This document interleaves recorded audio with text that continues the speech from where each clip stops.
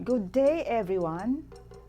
I am so humbled to be given this opportunity to share with you my experience among indigenous people to culminate the 500 years of Christianity in the Philippines.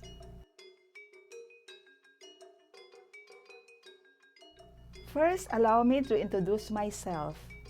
I am Sister Maria Maata from the Congregation of the Canossian Daughters of Charity, Servants of the Poor. Our mother foundress is Saint Magdalene of Canossa. Our mother house is in Verona, Italy. We are a missionary congregation spread in 35 countries all over the globe. We hold on to our motto, Jesus is not loved because he is not known.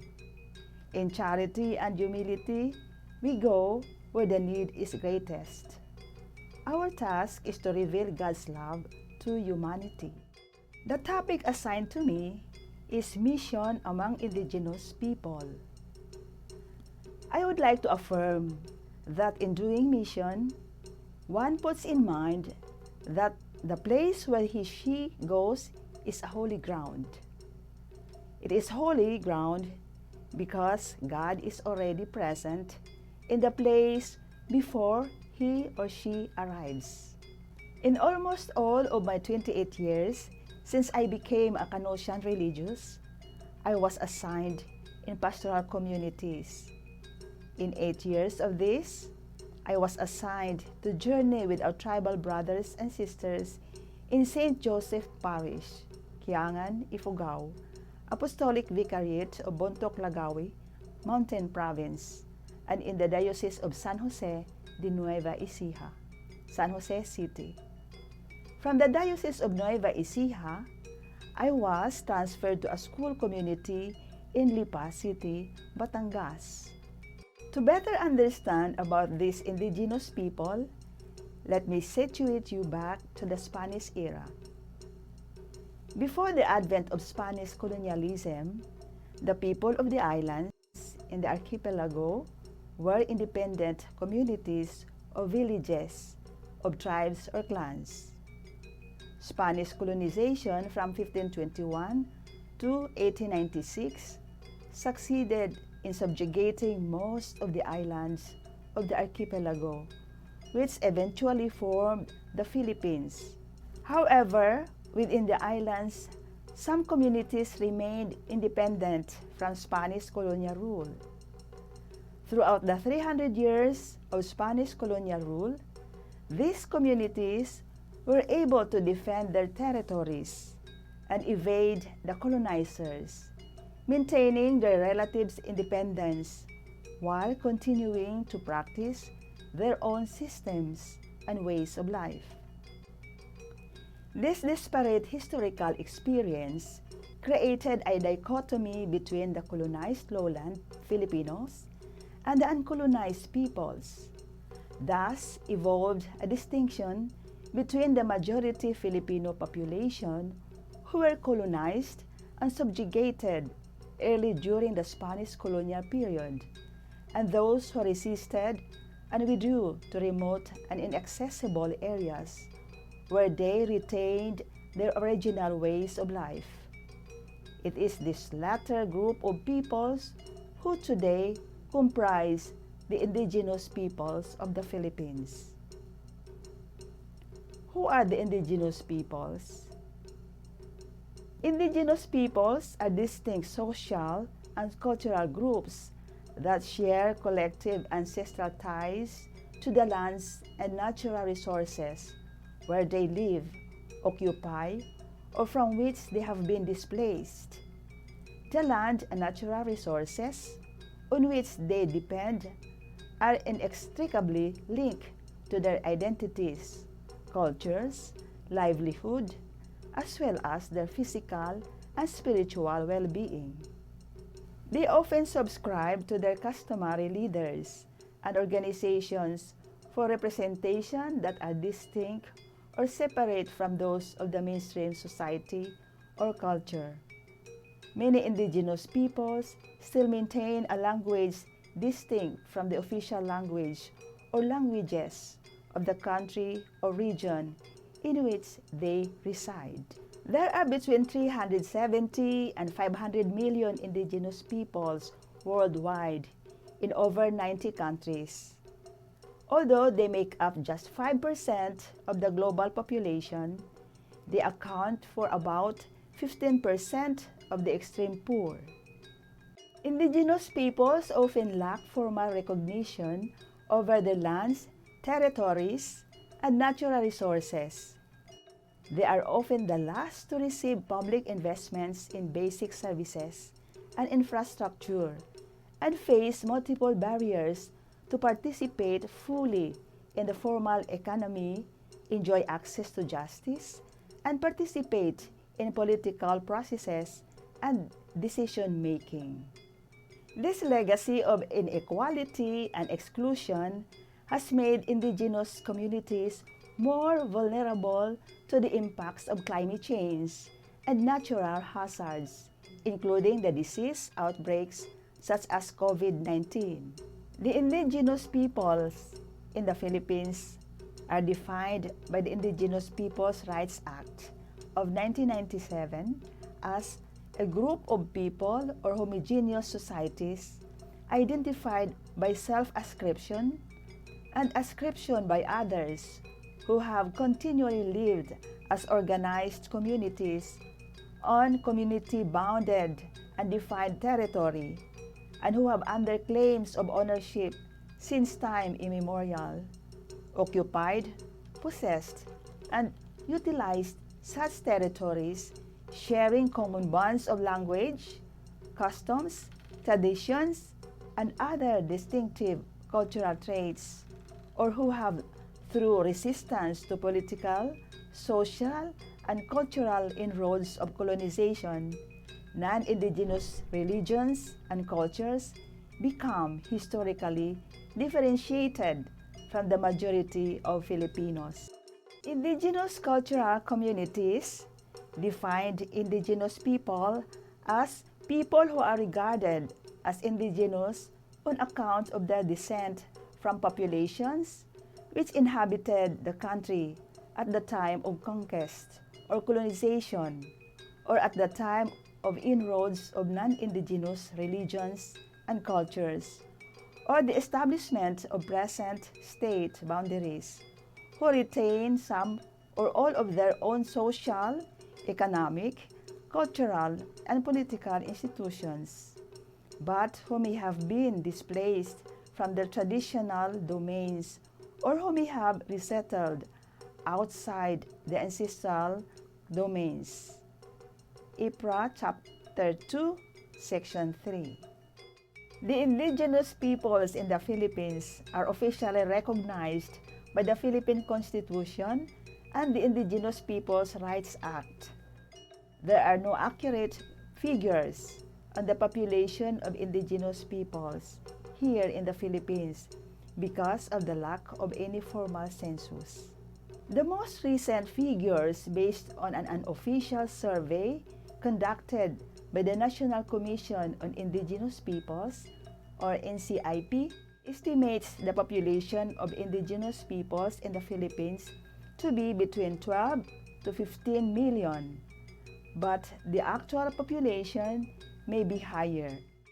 Indigenous peoples roughly constitute between 10 to 15% of the total population of the Philippines and are present in 65 of the country's 78 provinces.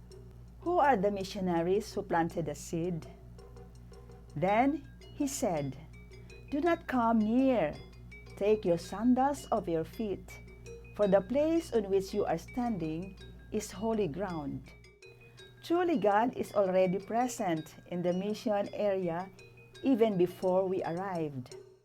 60 CICM priests, headed by Father Jerome Werman, set forth in these mountain communities in 1910 to sow the seed of faith and education.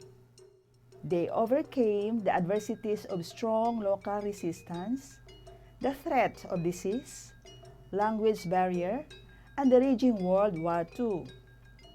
So deep was the influence of these missionaries in Kiangan that through generations, their teaching, given from the pulpit and in the classrooms, have remained ingrained in the hearts and minds of people. I would like to share my missionary experiences of the indigenous people in two areas. First, in Kiangan, Ifugao, under the Apostolic Vicariate of Bontoc, Lagawe, Mountain Province, and second, my experience with the indigenous people in the Diocese of San Jose de Nueva Ecija, San Jose City. Long before we arrived in Kiangan, people were already evangelized by the missionary priests and sisters from the congregation of the CICM, ICM. So our presence there is to sustain their faith through continuous evangelization. It was the late Bishop Francisco Claver, S.J., who requested the Canossian sisters to help in the pastoral and education ministries of St. Joseph Mission Station in Kiangan, Ifugao. We work as catechists in the 11 public schools, including one national high school in the mission station and St. Joseph Mission School. It was in the year 2017 under Bishop Valentin C. Dimok, D.D., that religious coordinatorship of all the Catholic schools of the Apostolic Vicariate of Bontoc, Lagawe was entrusted to the Canossians. It was in 2003 when I was sent in St. Joseph Mission, Kiangan. I was warmly welcomed by the parishioners with gongs and dances and rituals. It was a very affirming experience for me to see their smiles and to hear words of acceptance. So, guided by our rule of life, number 77, which says, "We, the Canossians, collaborate with the bishops for the building up of the kingdom of God through works of evangelization." This is also the deep yearning of our mother foundress, Saint Magdalene of Canossa. Above all, make Jesus known and loved, since he is not loved because he is not known. Determined to form hearts, we go where the need is greatest. I was assigned to teach catechism in a far-flung public national high school, about an hour walk from the highway to the school and back.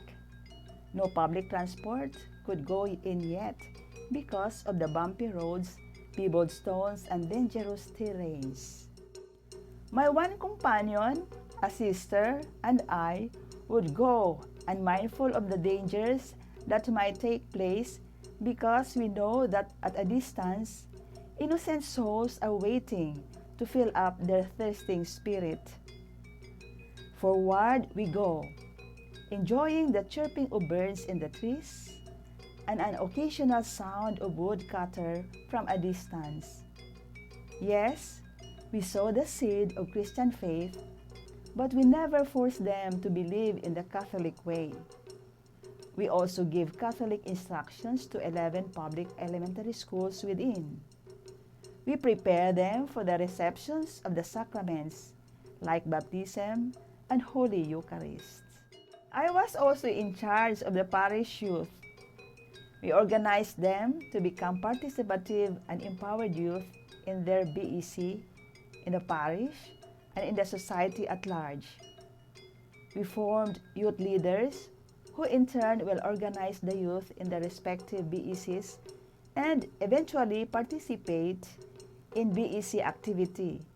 We conducted activities like home visitation, youth camps, and series of Christian leadership formation. In my third year, in 2006, I was transferred to another community for 2 years and then back again 2008 up to 2010. In 2017, I again was sent back to Kiangan. As usual, we worked based on what is mandated to us by the Bishop of the Vicariate. This is to teach catechism in all public schools. This time, I was given the opportunity to serve in the Pontifical Missionary Society of the Holy Childhood, Kiangan. Members are coming from different public schools within Kiangan. Some live in the peripheries of the town. Aside from the catechism classes in the schools, we held a separate session by area or clusters on weekend, using Holy Childhood module for children's formation to promote missionary awareness and a sense of co-responsibility. Children helping children through prayers and acts of sacrifice for their fellow children who are in need most. Parents were formed too as our partners in molding these little souls. Another sister was the one handling them side by side with that of the children. We formed them to make them aware, first of all, of their dignity as children of God, and to make them understand their primary role is to mold their children as little missionary disciples of Jesus. Financial assistance from the Pontifical Missionary of the Holy Childhood, distributed either in cash or in kind, is of great help to the poor parents who have nothing to give to their children every time they go to school. They are always grateful to this favor from the Holy Childhood. However, just like any other mission, we encountered different challenges in this place. First, distance. Since their houses are far apart from each other, during formations or gathering, they have to walk on foot earlier as expected, especially on special occasions like Mission Month and Indigenous Sunday in October, Christmas gathering, and the Feast of the Santo Niño, and other significant activities. Those in the far-flung area have to hire transportation to go to the center parish for big celebrations. But regularly, we were the ones who go to their area for the cluster formation, so that many parents and children could participate. Second, language. Ifugao has many spoken dialects being used. In one barangay, they speak Ayangan. In another, Kankanae. Others, Kalanguya. In Kiangan Center alone, either English or Tuwali. But their widely speaking dialect is Ilocano. Aside from Ilocano dialect, missionary can also be understood if he speaks in English and Tuwali. I realized that in order to convey the faith effectively to the tribal people, the missionary needs preparation to be understood. It is necessary that one has enough preparation in the Word of God, study of the Scripture, the life of Jesus, and His works. One is to be well grounded in faith, to be able to bring the good news of the kingdom clearly and with conviction. Simple language that convey meaning will be of great help. The use of actions, gestures, can help in sharing ideas. Facial expression can also be a visual aid on top of the real visual aids like pictures, drawing, real objects to express what one would like to communicate. But to those who love, language is not a barrier. An authentic smile will do. Third is culture. A culture is a way of life of a group of people, the behaviors, beliefs, values, and symbols that they accept. Ifugao is very rich in culture and beliefs. As missionary inserted in this new culture, I tried not to impose my ideas to them, nor make any judgment on theirs. Instead, with respect, I let them express what they practice and believe in, like chewing muma or betel nut, or drink rice wine or baya in their native term, and many more. Part of their culture is to begin any program or gathering with a community dance. We usually participate in this native dance, wearing their native costumes, accompanied by the beat of gongs. This gong is a golden metal musical instrument used for all occasions. Pak gong and palipal too are bamboo musical instruments used in joyful native celebrations. Another interesting culture is to bury their dead loved ones in their own backyard, others in their own homes, and some in the local Catholic cemetery. In some cases, we join the relatives of the dead for the celebration. Indigenous people is a celebration people. When one hears the sound of the gong, it gives a signal that there is a celebration that is going to happen. For the indigenous people of Ifugao, particularly of the St. Joseph Mission Station, Kiangan, the following celebrations are being observed. First, Palay Day celebration.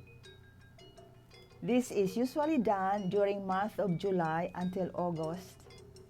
This is the time when parishioners offer to God during the Mass their best harvest of rice or pagi, native term, and other farm products. After the Mass, they share their cooked rice or binakli wrapped on a palm leaf and distribute it to the people with hot Ifugao coffee. This is their way of expressing gratitude to God for the abundant harvest they received. It is called maknungan or kabunyan in their old Ifugao dialect.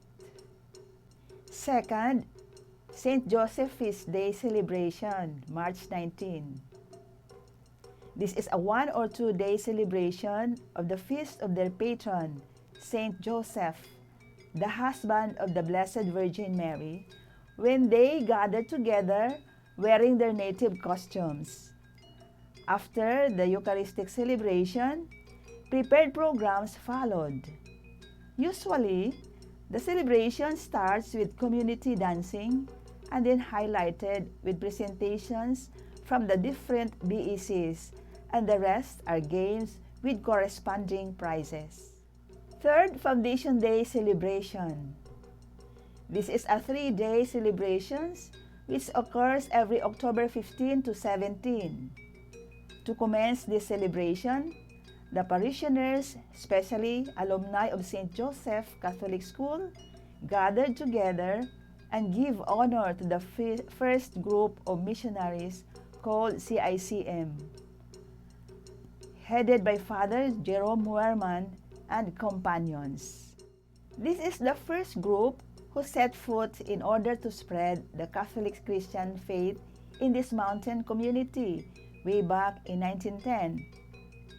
History says that in 1931, Father Muerman and their women counterpart, called ICM nuns, established the first elementary school and later on expanded to high school. Activities usually start with the Eucharistic celebration. Then through a sacred ritual, Father Muerman's bones, bugwa in local term, exposes to remind the people of the significant contribution this priest had given to the establishment of St. Joseph's School. Then other activities follow. Church journeying together. The best practice that I admire so much in the Church of the Apostolic Vicariate of Bontoc, Lagawe is their tungtungan or assembly gathering. Many times in my going and coming back the place, I witnessed and participated in their gathering or tungtungan in the parish and in the vicariate level. I realized that the church in the vicariate is already practicing that kind of synodality, which the CBCP launched last October 17, 2021, part of the synodal process in which Pope Francis encourages the Universal Church to undergo in order to heal historical wounds.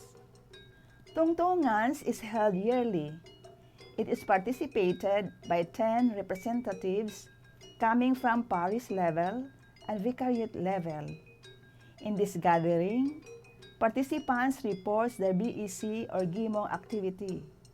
The sharing is done by ministry called by its acronym YEST, which stands for Youth, Education, Altar, Social Action, and Temporalities. They share their successes and challenging stories. The aim is to listen to one another, to learn and participate in the process of being church, and to affirm the church's pastoral direction. Given emphasis in the report is the core value of dialogue, participation, and co-responsibility. In this 3 to 4 day event, Eucharistic celebration and socialization are part and parcel of the activity.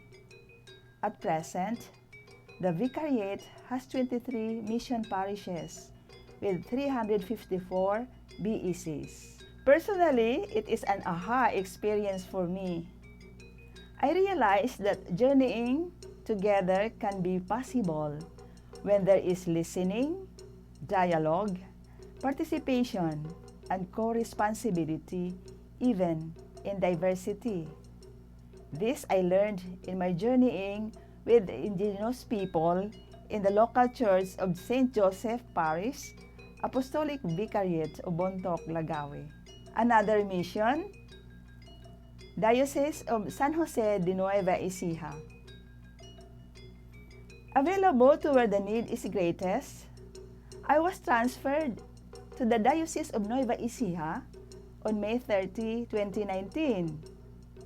I was given the mandate to work with and for the Indigenous people in the diocese, the Indigenous People Apostolate, under the chairmanship of Bishop Roberto C. Malyari, D.D. Unlike the Indigenous people of Ifugao, Indigenous people of the Diocese of San Jose Nueva Ecija are migrant people. Their ancestors migrated from Cordillera, Baguio, Benguet, Ifugao, and Zambales to the rice granary of the Philippines to search for a better life because life in the mountains is difficult. Tribal people are living in the periphery of our society. They are the minority group of people. For the Indigenous people of the diocese, they live in the outskirts of Caranglan, Pantabangan, San Jose City, Lupao, and Rizal. Their main occupation is vegetable gardening, farming, and some are hired as forest watchers and cleaners of government and private companies or corporations. They are the vulnerable people of our society. If not all, some of them never finish elementary or high school level because of the distance of the school from their house. Others still cross rivers and bridges to be able to reach the center where the school is located. When it rains, the rivers are not passable. They have to wait until the water subsides. In some areas, there are government projects like road construction and bridges. These constructions gave the people access to go to nearby school and center of commerce and trade in town. But to some, they are still struggling to pass through muddy and rocky road in order to go to school or to bring their produce to the market. What is Indigenous People Apostolate? Based on the Episcopal Commission on Indigenous People, Indigenous People Apostolate is a service apostolate of the Church. And as service apostolate, we are guided by the following: that Indigenous peoples workers shall A. Work for and with the Indigenous people in their effort, first, to secure justice for themselves, second, to protect their ancestral domain, and third, to preserve and enrich their cultural heritage. B. Foster among the Christian majority a greater awareness of the appreciation for the indigenous people in order to help in the lessening, if not totally eradicating, prejudice against them. C. The Church should organize service apostolates. PCP 2, Article 32 of Section 5, in favor of farmers, fishermen, and tribal Filipinos, and thus make himself or herself present to the majority of our people in the rural areas. We follow the directive of the Church, that is to organize service apostolate in favor of tribal Filipino. With the approval of the local ordinary, we organize activities to at least alleviate a little, if not totally, the life of our Katutubo brothers and sisters. Indigenous People Apostolate Vision. It is integral evangelization with the indigenous peoples as witnessing to the gospel of Jesus, journeying with them in a dialogue of life and faith, and celebrating the richness of each culture and traditions, respecting human dignity, uphold the right to ancestral domain, and total human development and integrity of creation. When I came to the diocese, there was already a newly organized program, the Damayang Katutubo Association. It is a program under the Indigenous Peoples Apostolate. It is in this program where we designate our human, financial, and spiritual resources. It is a program open for all families of IPs. We just continue the program that the previous leadership has started. Activities taken before the pandemic in 2019. First, home and community visitation is more of apostolate of presence, making ourselves visible where informal dialogue with local people is done, listening to their hopes and dreams. It is also becomes a venue where prospective area leaders could be identified and who will eventually become the reference persons from the area. Expressed desires and need surfaced during the informal dialogue, and they are the following. 1.1.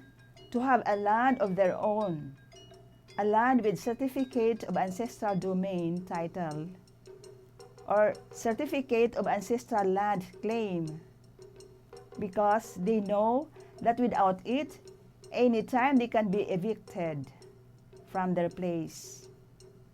Other IPs are already enjoying the claim of their ancestral land, but to some, until now, they are still waiting when it will be granted to them. 1.2. Others expressed to have a stable pangkabuhayan, to sustain their hand-to-mouth existence. 1.3. For their children, they dream to have a means to be able to send them to high school and eventually college level. Second, assistance from the Pontifical Mission Society of the Holy Childhood. 2.1. Educational assistance. There are a number of children who benefit from the fund coming from the Pontifical Mission Society of the Holy Childhood. At the beginning of the school year, the children are given orientation on what Pontifical Mission Society is, including its vision, mission, goals, and motto. These children are given school supplies at the beginning of the school year. They also are given formation, spiritual and values formation, done during Mission Month, Katutubo Day, Christmas Gathering, and Santo Niño Feast Day. This is done together with their parents. 2.2. Health and Nutrition Program. Health and Nutritional Assistance Program is done among the malnourished children in one depressed area. These malnourished children are identified during the home and community visitation. All these are financed by the said Pontifical Mission, and the IPs are very grateful for this assistance. Third, sustainable development during the time of pandemic 2020. The indigenous people are not spared of the adverse effect of the pandemic. Responding to the expressed needs of the people for pangkabuhayan while respecting the protocols and other directives coming from the government, the following programs were conceived and initiated, hoping to respond to their felt need. As a response to their longings and desires, the following are initiated. A. Food processing training. Since different products are common from their area, they requested to learn some food preservation like obi jam making, sweet potato chips, taro chips, peanut brittle making, squash, okoy making, and others. Added to this is doing buy and sell of pure honeybee. The IPA buy this at reasonable price and together with the finished product, transported to the urban market. B. Goat raising project. One area opted to engage in goat raising project. The interested IP underwent series of formation to prepare them to their desired project. This was financed by benefactors who willingly offered their assistance as a legacy during the year of the indigenous people. C. Water reservoir. Because of the scarcity of water in the mountain, they requested water reservoir to sustain the livestock and vegetable gardens. At present, 2 areas are in the process of drilling. During this time of pandemic, through the concerted effort of the Social Action Commission and the Holy Childhood Association, the IPA workers, without minding the danger of contamination of the coronavirus and of being red-tagged as leftist supporters, were able to deliver services like distribution of ayuda or food packs among IP families who are members of the Mayang Katutubo and of the Holy Childhood. For other celebrations, to showcase the different cultures and traditions of the IP, celebrations like Araw ng Katutubo and Mission Month in 2020 was done. This also aims to appreciate and hand over to the younger generation in its entirety the richness of their cultural tradition. Christmas celebration to the IP children is done per area or schools to avoid the spread of the coronavirus. The children, together with their parents, are very grateful to the assistance they receive coming from the Holy Childhood Association, more so to the formation given. From their own little way, they contributed a little amount they can, knowing that there are less fortunate children more than they who need assistance. Other activities. 5. In 1971, St. Pope Paul VI referred to the ecological concern as a tragic consequence of unchecked human activity.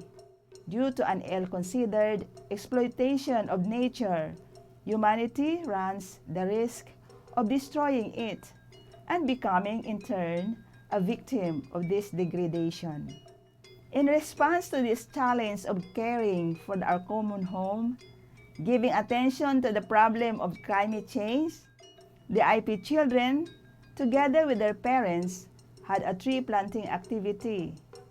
They were provided with plants like mahogany, eucalyptus, guyabano, jackfruit, calamansi, and the like, and plant it in their own backyard.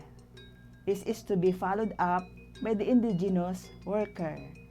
As IPA worker, journeying with them in the outskirts of Nueva Ecija made me realize how vulnerable they are to the different threats in our modern society brought about by changes in the name of progress and development. This, I think, need a concerted effort to plan for a comprehensive program in order to answer or as prevention to the threat that our IP are facing in this modern time. Through God's abiding presence, He can work wonders in defense of the vulnerable. Thank you very much, and once again, good day, everyone.